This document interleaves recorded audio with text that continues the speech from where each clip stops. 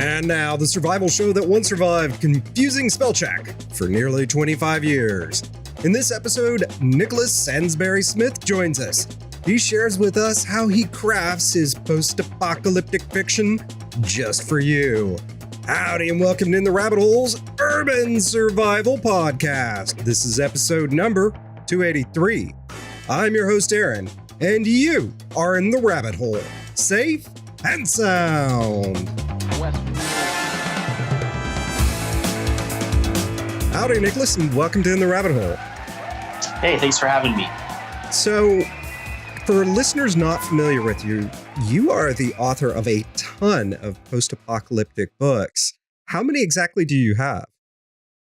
Let's see. I kind of lose track. I mean, published-wise, I have 4 in my Helldiver series. I have 4 in my Orb series. I have technically 8 in my Extinction Cycle. We just released a prequel.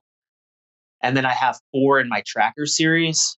And then I have a bunch of books that are unpublished right now that are kind of in the pipeline. Man, that's putting a lot of words on paper. Yeah, that's 22 books, it looks like. Yeah. I'm looking at my shelf right now. I always forget because I think I told you earlier that I always have like multiple projects going at once too. Mm-hmm. So yeah, I try not to think about how many things I have going at once. It's kind of intimidating. Yeah, I could see where that would get maybe overwhelming with a guy who's so prolific as you. What? So now, so you haven't always been a full-time writer. What did you do before you became a writer? So I started in government. That's what my degree is in political science from the University of Iowa, and then also in American Indian Studies. I thought I wanted to be a professor, but my first job out of college landed me in the governor's office in Iowa. And then I kind of jumped from different positions in state government for a couple of years and then landed at Iowa Homeland Security and Emergency Management, where I worked in disaster mitigation and disaster planning for a number of years. And I've always been a writer. So I had written a book in college that ended up getting, my laptop was stolen, so technically that book was stolen because I didn't have it backed up or anything. And then I wrote another book when I was working in state government and decided to self-publish it about 5, maybe 6-ish years ago. And that's really when I turned my writing from a hobby into a career. And about a year later, I think, was when I left my job at HSEMD and really started focusing on writing. Oh, wow. So was it something you started as a kid, or is it, and then it just in college is where you really started writing, or was it in college that you really got the bug? I've always been a writer since I was a kid. I've always loved to read and write. So, it's just kind of for fun. And then in college, I always kind of dreamed of being a writer, but I never thought it was possible. And I think a lot of authors would probably say that now, that Amazon's kind of provided a platform that's allowed a lot of us to get our ideas onto paper and then published digitally and, in paperback and audio too. So it really just started off as a fun thing for me since as long as I can remember. And yeah, it really is kind of a dream come true, honestly. I know it's cliche to say, but yeah. That's awesome. Let's get into your writing a little bit more and where it kind of began. What authors inspire you? I read a lot of B-rated science fiction when I was a kid. Uh-huh. So video game type books like the Doom series, Halo. I loved the Terminator books. There's a lot of different authors, but S.M. Stirling, who also writes the Change series, starting with Dies the Fire. I read a lot of post-apocalyptic fiction too, but I also read a lot of military science fiction. And one of the biggest influences was P.D. James, Children of Men, The Forever War, Joe Haldeman, Armor by, I think it's John Steakley. And then trying to think of, then later on, I read World War Z by Max Brooks was kind of a mind-blowing book for me. I just really liked the format and the way it was set up, kind of in a journal type format. Self-published authors, DJ Molay, who wrote the remaining, was one of the first, and Hugh Howey that wrote the Silo series Hmm. with Wool. Trying to think, but like I've read some fantasy, but mostly I just stick with science fiction, and post-apocalyptic is definitely my favorite genre, always has been, and that's really what I write.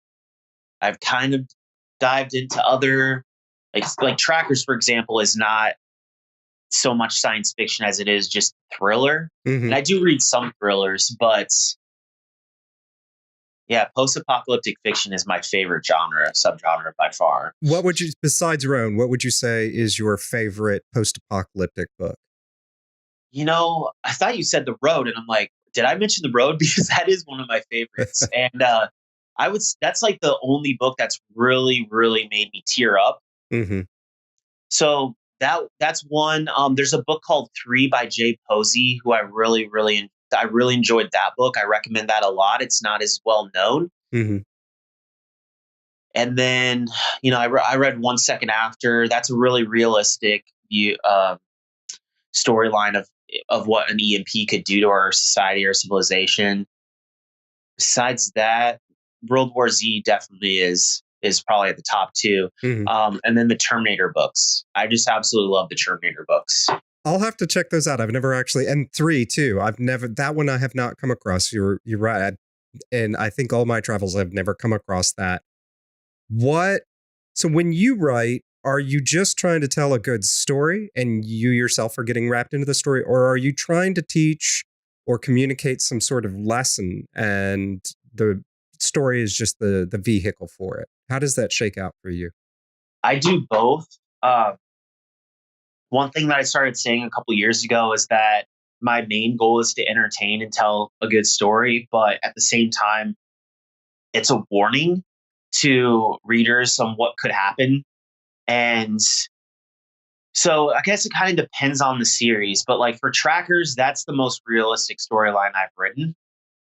And it really is kind of a warning on what could happen to our civilization if an EMP went off, or multiple EMPs in that instance, and then also nuclear, and then how society would break down and how the government might respond, both local, state, and federal. Hmm. Because that's kind of how, I worked in some emergency operations centers during my time in disaster management and saw how it all unfolded. And that was like at a very low level event. We're talking like flooding and tornadoes and stuff like that. But like if we'd experience a major disaster, whether it's man-made or natural, you're going to see a breakdown in government response way faster, and you're going to see chaos with civilians way faster. So that's something that I try to illustrate in the Tracker series, but without having the exact knowledge, because we don't have the knowledge of what exactly would happen. We think we might know, but Right. I personally am a little bit more pessimistic on how fast things would break down. Um, Especially now when people are so. I mean, when you talk about preppers, even preppers, I don't think most preppers are prepared for that type of an event. Like, Hmm. I mean, some are, but for the most part, I don't know if there's much we can do to plan, because there's so much out of our control Hmm. that in a big event like that, with the power grids going down in multiple locations, food distribution going down, you have lack of clean water, and you would just have chaos. Yeah. It'd be anarchy. Yeah, that's a big elephant to eat. And I think then there's also the aspect of there's being intellectually or academically prepared for something and maybe not necessarily, which would be difficult for anybody to really get the emotional preparedness of what's going to happen to your mind, your emotional state, and the people around you when something like that really kicks off. Yeah, for sure. And Yeah. you see a lot of in fiction, you see some characters that are just enduring all of these hardships and just keep going, keep going. But I think in real life, a lot of people would just give up, or I mean, suicide rates would be pretty high too. Oh, yeah. And that's one thing you don't see as much in post apocalyptic fiction. I've tried to be careful with that. because I know that's a trigger for some people, but like suicide in some of my books, it's in there because I think that's accurate. I think that's what would happen, Hmm. but not at the level that I think it would really happen. Oh yeah. That's really interesting. No one's ever really touched on that before. And that is such a big point and such an interesting point. Because I think even Forsham in 1 Second After didn't really kind of stayed away from that subject, which was interesting. He kind of sidelined it and hinted at it, but never really dug into it. You brought up having an inside look, and we don't have to go too deep into this, but I'd be curious to hear, I guess, your own opinion of how candid you were in Trackers as to the response and how of governments and government agencies, city all the way up. How candid were you in your description of what would really happen? I tried to be as accurate as possible, and I actually went to Estes Park, which is where most of the book takes place. And I did Okay. a ride along with the police department there. I did a tour with their captain and talked to them a lot about how they responded to, I think it was 2016. No, I'm sorry, not 2016. It was like 2014. They were cut off with flooding there. Their road was washed away. So Hmm. they had National Guard that came in with helicopters, drop off food. Their Safeway, or I think it was their Safeway, their grocery store was almost completely empty. There was people that were completely cut off in the countryside too, that were living up in the mountains. So I got a pretty accurate view of what would happen in their community. Now, that was with a natural disaster. In Trackers, you have communities on the outside that were raiding Estes Park for their resources, because Estes Park actually has, they have a water source, they have a natural park, a national forest that has a lot of game there. Mm-hmm. They have herds and herds of elk and other types of game that would be able to support some of the population for a while. So those were things, obviously, that they didn't have to deal with in that disaster. They didn't have violence and whatnot. But I tried to be as candid as possible in telling that story. Now, and then also, I guess there's other storylines going too in Trackers throughout the series. It's a 4-book series in big urban areas too, like Atlanta and then Denver. So I didn't really hold back at all, if that's what you're asking. Yeah, because it's sometimes with in any capacity of working with the government, there's a tendency to kind of protect, even if you're not in anymore, to kind of protect it, as opposed to maybe having lifting up the skirt all the way, as we might say. We brought up Trackers a few times. And that is really the main focus here. So walk us into it. Tell us, how does the story begin? And what would somebody who hasn't read it yet, what could they expect as they kind of dive into this story? Well, Trackers actually begins in North Korea with a team of special forces that are trying to get a kidnapped girl, a kidnapped American, out of a camp there. And that kind of triggers a chain of events. But it's not really the catalyst on the North Korean attack in the book. It's just a part of it. And it's one of the main characters who lives in Estes Park after he retires from the military. He's on that raid. So it's kind of a connection to North Korea in a way. But the main storyline revolves around an EMP attack by North Korea. So when I worked at HSMD, like the biggest threat that I saw to the United States was our power grid. And when we talk about like being candid about about the government, like one thing I wrote in Trackers, I think in the forward, not the forward, the acknowledgments, was that I was sitting in a meeting and I remember asking the utility company, like, what are you guys doing to protect from solar flares and EMP type events? And they were basically doing nothing. And the government does harden a lot of their facilities. Now, granted, this was 6 years ago, so I know we've made some improvements, but for the most part, I think the grid is still pretty fragile and not protected against major threats from North Korea, China, Russia, the big superpowers that are developing these types of weapons that could shut our grids down.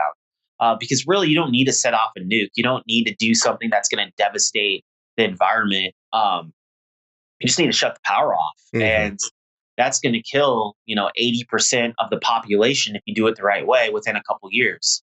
So that's is really the premise of trackers. And if what a reader could expect is just the reading about how I visualize that happening. I kind of took a different approach on how North Korea might shut off our grid. And then, without doing any spoilers, I'll just say that much. And then the reader should expect the 4-book series to cover the aftermath and how, and then also recovery efforts and how the government might try to get the power back on and save as many lives as possible. Hmm. But along the way, there's going to be more than just violence. There's going to be disease. There's going to be all sorts of different types of threats to the survivors that have lived long enough to, I guess, escape the radiation. Because there are nuclear blasts. I guess that is kind of a spoiler on how it happens. But yeah, so that's kind of a long answer. But No, that was good. What, and you've now spent, we covered how many books you've written. You've spent a lot of headspace and even before that in your professional career, as you just alluded to, in having to think about a very dark future. Has that, each time you write a book, does it change the way you look at the world?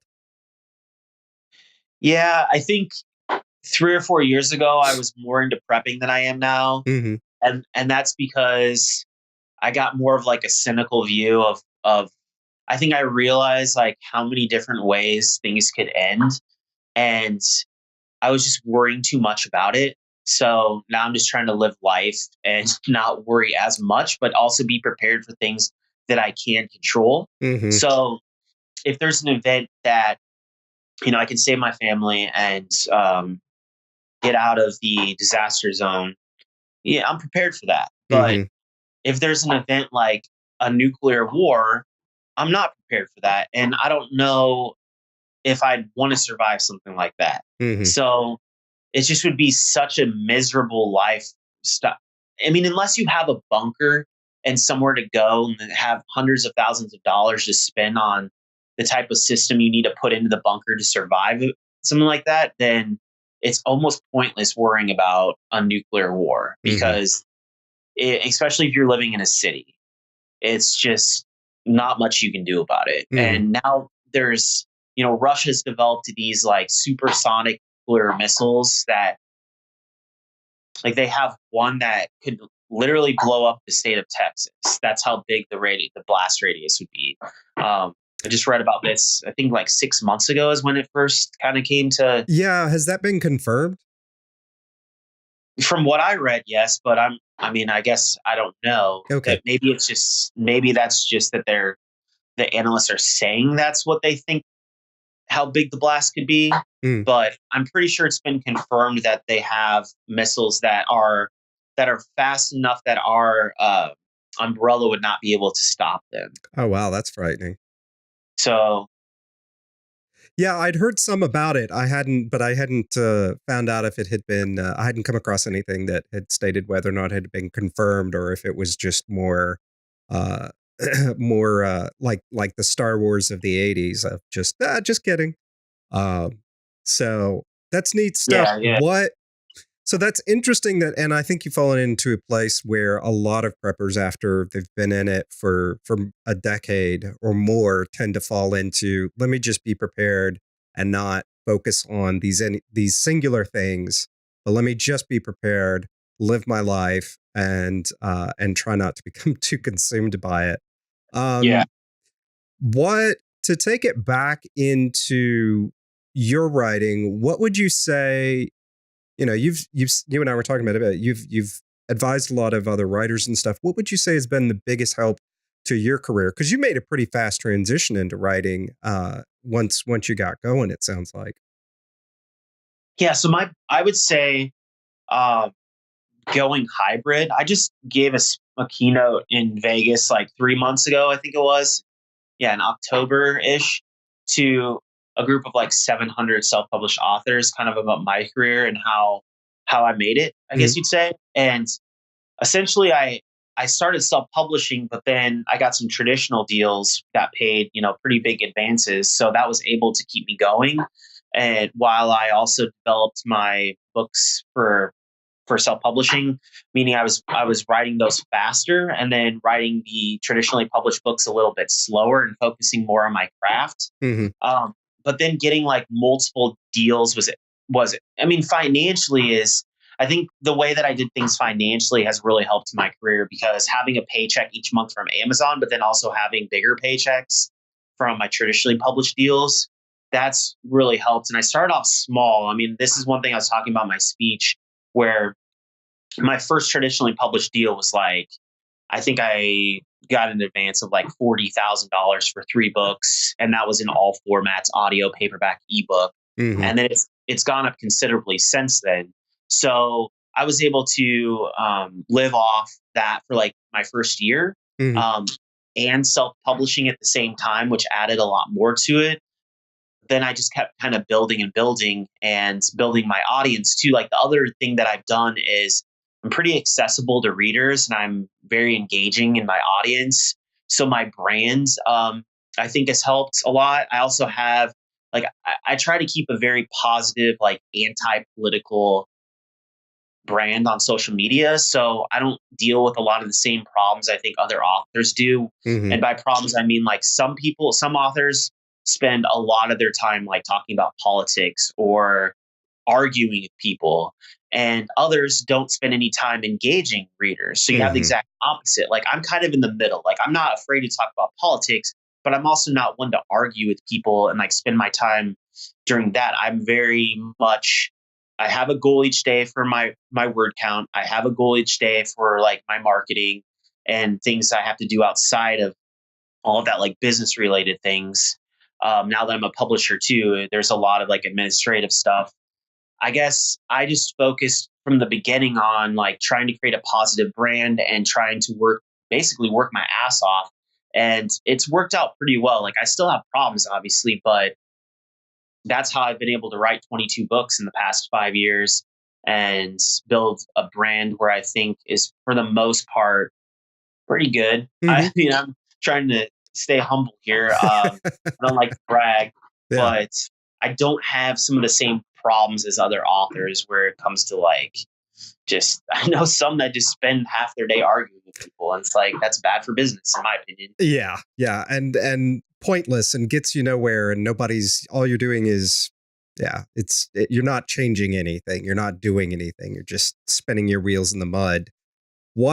So what comes next? You've got trackers out. What can readers expect from you next? So my Helldiver series has probably become my most popular. Hmm. The Extinction Cycle was by far my most popular a couple years ago. Orbit ended up acquiring the rights and they put those books out in mass market paperback. So those kind of the sales have really slid over the past 2 years, but Helldivers has taken off, especially in audio. And so I've decided to do a couple more Helldivers books. Well, the publisher has asked for more too. So, and that series has been optioned for film, TV. So we'll see if Oh, anything cool. happens there. But the audio has just been like, it's amazing how well those have done. And a lot of that has to do with the narrator. R.C. Bray does that. Oh, okay. Yeah. Narrates that series. Hmm. So I've been extremely fortunate to have him on board, bringing that series to life with his legendary voice. Hmm. So that's kind of, a couple more Helldivers books. I have another post-apocalyptic series that I've written 2 of the 3 books in it so far, and that one I haven't really announced yet. But that's going to be, whenever I write a post-apocalyptic storyline, I try to do something a little bit different. So, like with Orbs, I tried to do a different type of alien invasion on how the aliens harvest us, for example. And in Helldivers, I tried to do a premise where the people are living in the sky in these airships instead of living like in silos or in fortresses on the ground, or whether uh, I always try to take a different angle. Like in the Extinction Cycle, I try to explain how zombies could be real through realistic science. And this next series, I'm doing something that I have never read before. So I don't really want to explain what it is yet since it's not going to be out for a year, but that's really my next big thing. That's through Blackstone as well. And then I have my small press is putting out a bunch of Extinction Cycle side stories from other authors. Fun. 10 of those will be coming out in the next 6 months. So that's kind of one thing I've been working on, like as a side project the past couple months. Yeah, I'm also I'm continuing the Extinction Cycle main storyline, but I'm doing it as like a second, I wouldn't call it season, but more of like a second chapter to the main storyline. I'm starting over with book 1. And Tony Melchiori, who's the co-author on Orbs 4, he's writing that series with me. So cool. he and I are working together on, I'll do a lot of the military stuff in there, and he has a PhD and is a biomedical engineer, so he does a lot of the science. He helps a lot with the realistic science and Extinction Cycle. So it's a good teamwork experience for me. And he's the guy I told you about that lives in Houston.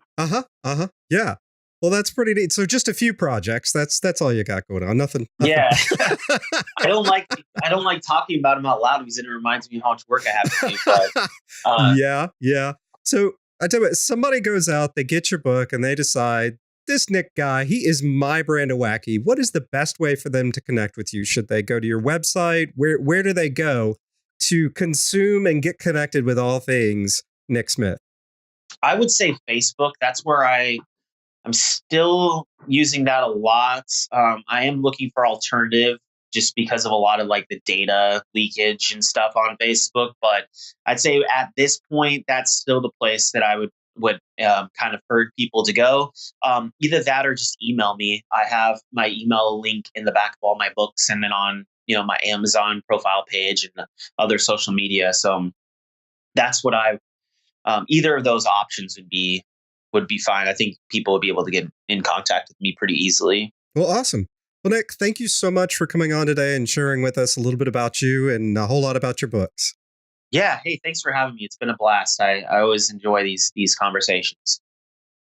Show notes, resources, and links from this episode can be found by going to intherabbithole.com/E283. Or if you're watching this on YouTube, just look in the description section below this video.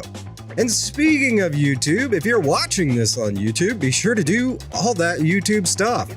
Like this video, subscribe, and throw a poke at that bell because bananas are yellow. With that, we wrap up episode number 283 from the Lone Star State. Till next time, stay safe and sound.